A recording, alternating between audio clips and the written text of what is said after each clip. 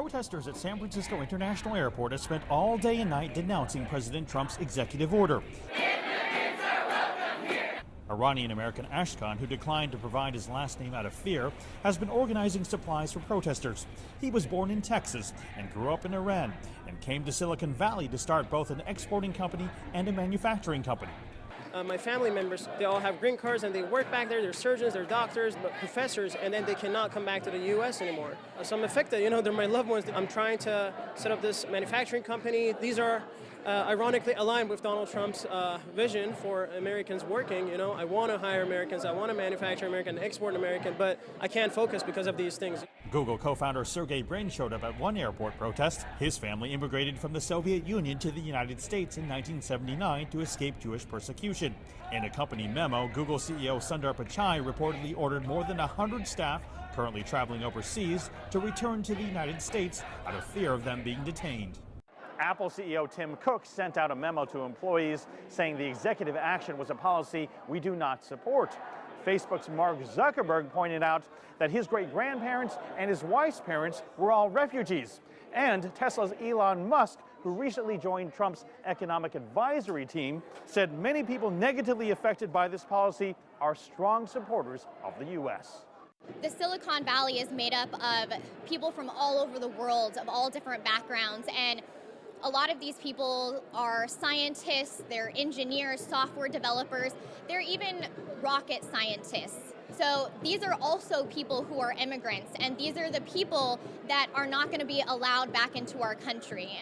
14-year-old South Korean Guha Lee, whose father teaches at Stanford University, has hopes of attending university in the United States.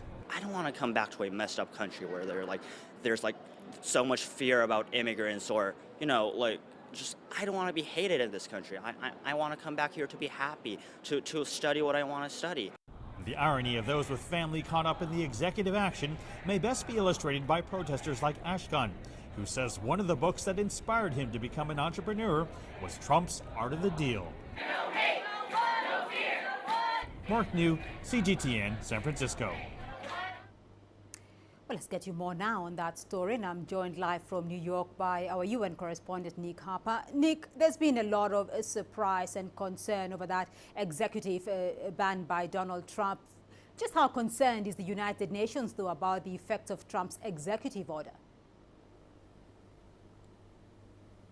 We've certainly seen a level of concern from the United Nations, and we have had some top officials speaking out about it. Just a short time ago, the human rights chief, Zayed Rad al-Hussein, put out a statement in which he said it was mean-spirited and forbidden for the United States to go ahead with this ban. Some of the big agencies have also been speaking out, the agencies who are concerned with global migration and refugee issues. So we saw a joint statement come out from the UN High Commission for Refugees and the International Organization for Migration. They showed their concern by saying the needs of refugees and migrants worldwide have never been greater.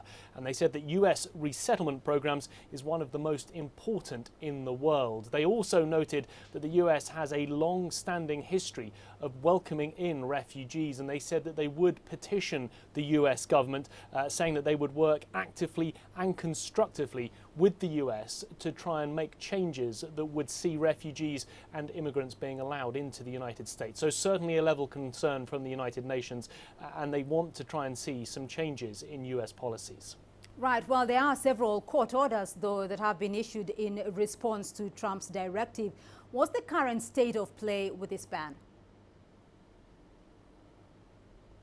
Well, at the moment, it remains, it stays in place. Donald Trump is very much standing firm with this. It has caused a lot of anger, a lot of confusion. Of course, we've seen the protests, as we heard just there from Mark New, but we also have to remember that effectively Donald Trump is carrying out the plans that he said he would carry out if he were elected president. This was one of his key campaign pledges, and therefore there were millions of people who supported that, who effectively voted for this to happen. So there is very much this divide in the United States. But Donald Trump, speaking just a little while ago, said that it had been a good weekend, that he was happy with the immigration policies that were in place. And one of his spokespeople said that everything was going enormously successfully. But they are at pains to point out that this is not specifically a Muslim ban, although it does target countries that have majority Muslim populations. And they also say that visas will be issued in the future to these countries that are affected.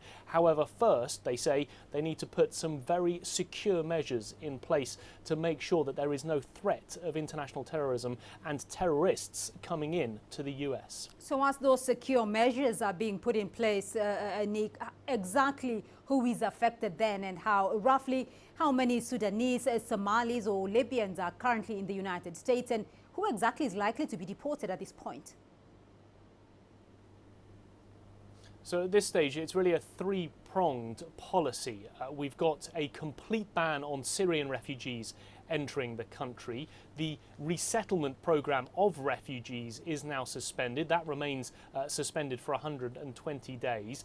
And then for the next 90 days, those 7 countries, including 3 African nations, people from those countries simply cannot enter the United States. The people who are already here will not be deported as a result. However, if they were to leave the US, they perhaps wouldn't be allowed back in, and family members overseas, perhaps hoping to visit them during that 90-day period, will not be allowed in. It's difficult in many ways to quantify the exact number of people affected from those 3 countries. We know that there's about 1.8 million African immigrants in the United States.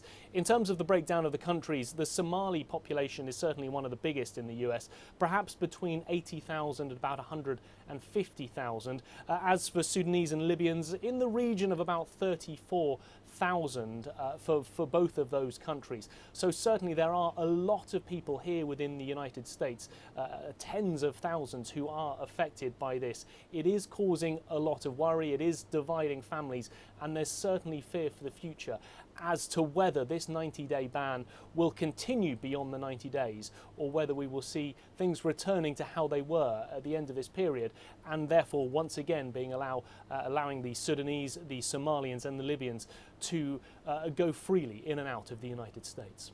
Nick Harper for us there in New York.